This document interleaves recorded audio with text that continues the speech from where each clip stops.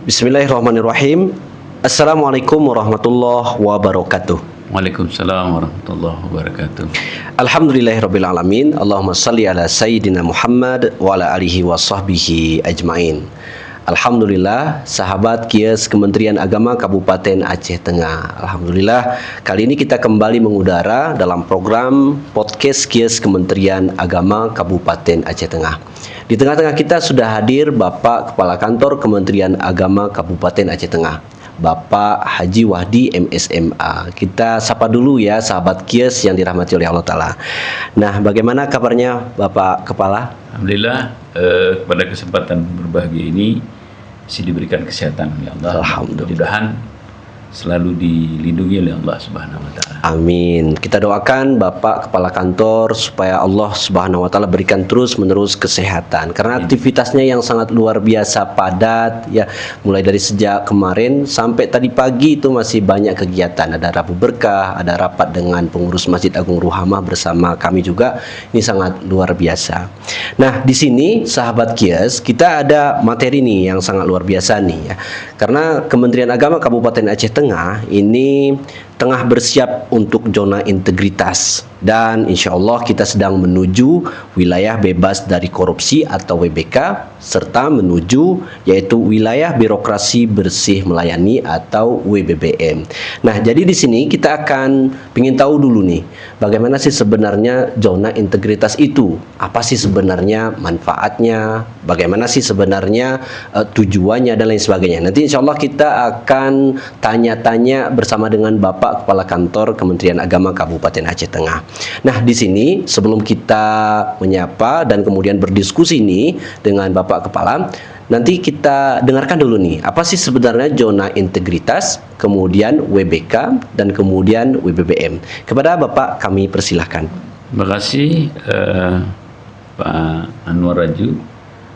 Terima kasih telah berikan kesempatan kepada kami pada podcast Kies pada hari yang berbahagia ini terkait dengan zona integritas yang punya dasar regulasi adalah Permenpan nomor 90 tahun 2021. Di sana disebutkan adalah pembangunan zona integritas atau evaluasi zona integritas menuju WBK dan WBBM seperti yang disebutkan di awal.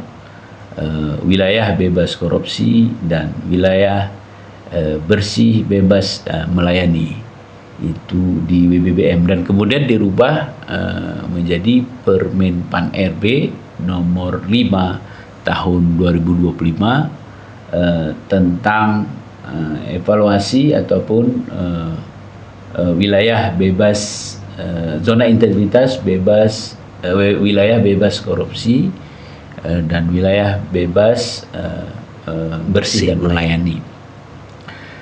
Ini adalah amanah daripada pemerintah melalui Permenpan RB dan kita sudah menyikapi ini dan kita sudah mengikuti kegiatan ini di zona integritas ini sudah hampir mungkin 6 tahun ya.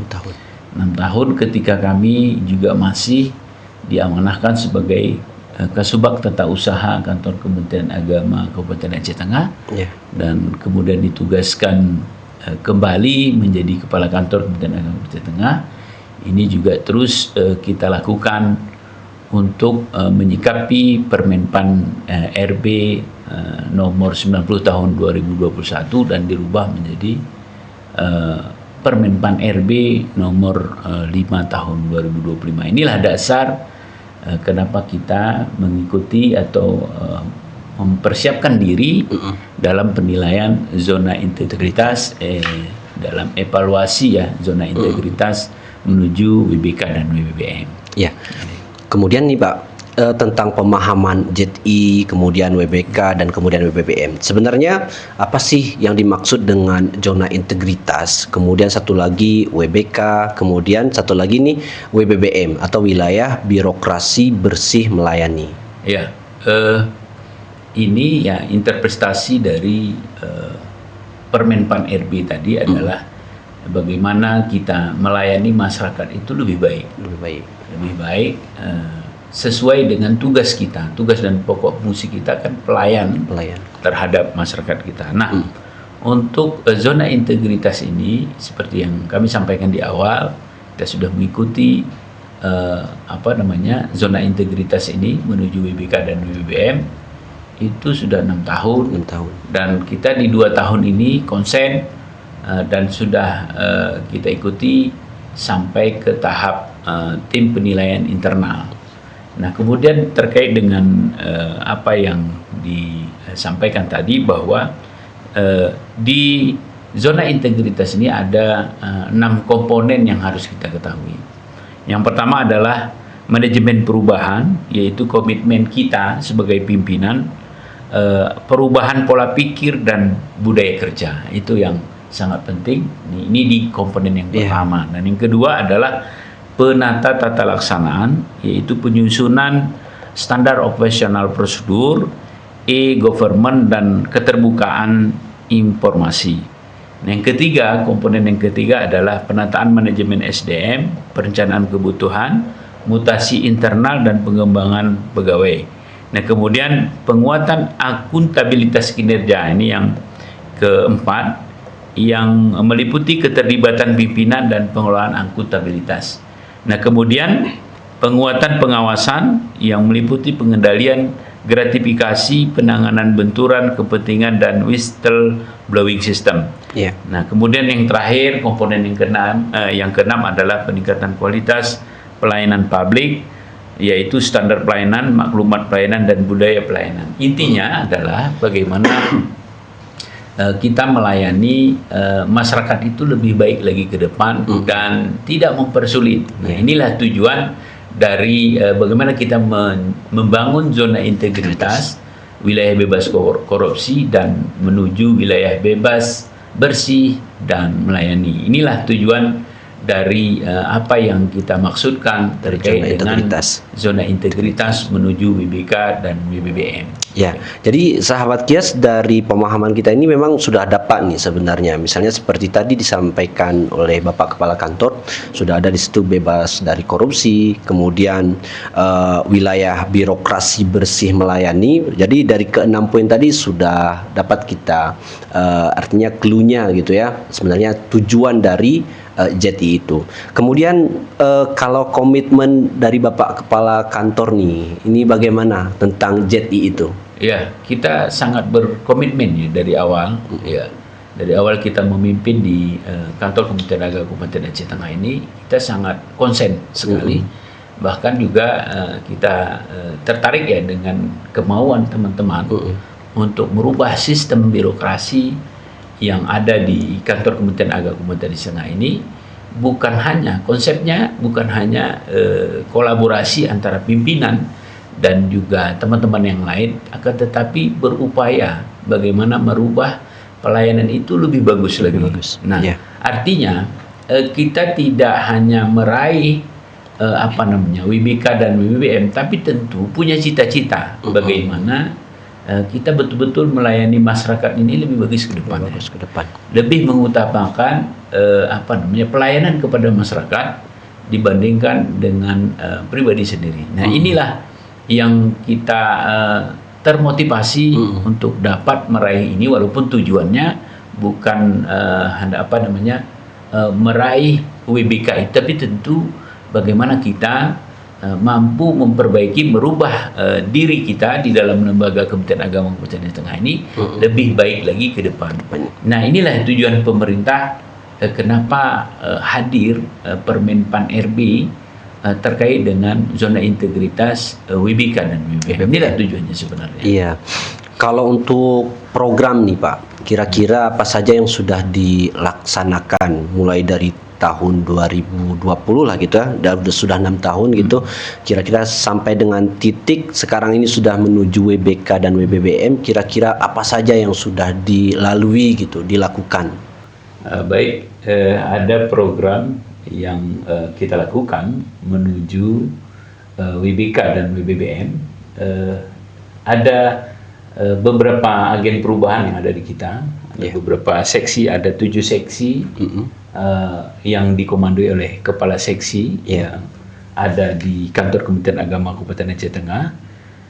Beberapa inovasi inilah yang mungkin akan mendukung kita menuju WBK dan WBBN yang kita harapkan. Maka program itu dilakukan oleh setiap seksi. Sebagai agen perubahannya adalah kepala seksi. Semisalnya ada beberapa inovasi yang dibuat oleh teman-teman agen perubahan. Yang pertama adalah Gelitawa yang dimotori oleh Kepala Penyelenggara Zakat dan Wakaf. Gelitawa ini mempunyai arti yang sangat luar biasa, yaitu geliat pemberdayaan tanah wakaf. Dan ini kami informasikan juga bahwa ini sudah masuk program Gelitawa, inovasi Gelitawa ini sudah masuk ke tingkat nasional, yang dinilai oleh Kemenpan RB, yang dimasukkan ke dalam kompetisi inovasi pelayanan publik, dan kita masuk ke dalam top 10 seluruh Indonesia, bukan hanya Kementerian Agama saja, tapi seluruh lembaga kementerian yang ada di secara nasional di negara Republik Indonesia ini, seluruh lembaga. Nah, ini yang menjadi inovasi kita melalui Kepala Penyelenggara Zakat dan Wakaf, yaitu Gelitawa, yang kita kenal juga dengan geliat pemberdayaan tanah wakaf. Kemudian juga ada juga inovasi yang mendukung kegiatan kita menuju WBK dan WBM yang dimotori oleh Kasih Bimas Islam sebagai agen perubahannya, yang dinamai dengan Jembolang Islam. Jembolang ini diartikan juga sebagai jemput bola sertifikat halal di Aceh Tengah, dan ini sudah berjalan dengan baik. Dan ada beberapa data yang berdampak langsung kepada masyarakat. Dan kita sudah melakukan ini, ya dampaknya ke masyarakat, dan kita sudah mengumpulkan data by name by address. Dan kemudian yang ketiga adalah inovasi yang disampaikan oleh agen perubahan di seksi pendidikan agama Islam. Nah, ini gembur ini diberikan kepanjangan adalah gerakan membumikan Al-Quran pada sekolah umum yang ada di Kabupaten Aceh Tengah, dan ini berjalan dengan baik, dan kita melakukan ini yang diintegrasikan dengan program 15 menit sebelum memasuki mata pelajaran setiap tingkatan madrasah kita. Itu anak-anak kita untuk mengaji kembali, untuk mentahsin Al-Quran kembali, dan kemudian memperbaiki huruf Al-Quran, mahrojul hurufnya dengan baik. Nah, inilah tujuan dari gembur yang diinisiasi oleh agen perubahan pada seksi pendidikan agama Islam, yang juga disebut dengan gerakan membumikan Al-Quran pada sekolah. Nah, yang keempat adalah inovasi yang dinamakan dengan Kempes. Ini diinisiasi atau diinovasikan oleh agen perubahan kita pada seksi pondok pesantren, yang diberi kepanjangan kemandirian pondok pesantren, dan ini sudah dilakukan. Ada beberapa pondok pesantren yang sudah terus memandirikan pondok pesantrennya dengan misalnya memelihara hewan ternak sapi, dan ini berimbas mungkin seperti menyambut hari raya kurban. Ini kurban hewan kurban itu sudah dipersiapkan untuk hewan-hewan kurban yang akan dijual kepada masyarakat oleh pondok pesantren itu sendiri, yang akhirnya imbasnya adalah bagaimana pondok pesantren itu bisa mandiri dan tidak berpikir lagi bagaimana membuat proposal, tapi tentu memikirkan bagaimana pondok pesantren itu bisa mandiri untuk membesarkan lembaga pondok pesantren itu sendiri. Nah, yang kemudian ini juga menarik, ada inovasi dari teman-teman Katolik, Kepala Penyelenggara Katolik. Ini mereka juga berinovasi yang disebut dengan beriman, yaitu berkat bersaudara, karismatik, dan toleransi. Dan ini juga sudah berimbas. Sudah berimbas kepada masyarakat, berdampak positif, dan kita juga punya data untuk program inovasi beriman ini. Yang selanjutnya, yang keenam adalah Bicer. Bicer ini adalah inovasi dari pendidikan madrasah yang diinisiasi oleh kepala seksi pendidikan madrasah yang berinovasi untuk program Bicer ini. Bicer adalah berdedikasi intelektual dan cerdas. Dan program ini sudah dilakukan beberapa tahun ke belakang, 2 tahun ke belakang sejak kepemimpinan kita, dan sudah berdampak positif. Ada beberapa siswa dan GTK kita, guru tenaga kependidikan kita itu sudah berprestasi berkat bantuan dari Bicer ini. Bicer ini adalah satu kelompok yang digagasi untuk membantu pemecahan persoalan yang ada di madrasah kita dan mengikuti beberapa kompetisi. Dan ini bukan hanya kompetisi di kabupaten saja, bahkan di provinsi, bahkan ke nasional. Beberapa hari yang lalu, beberapa bulan yang lalu, itu kita sudah diberikan satu anugerah untuk seorang guru kita, Guru Diani itu mendapatkan juara favorit di tingkat nasional. Itu berkat didikan dari program Bicer ini. Berdedikasi intelektual dan cerdas. Nah, yang terakhir adalah iman. Dan iman ini diinovasi oleh agen perubahan kita dari penyelenggara Kristen.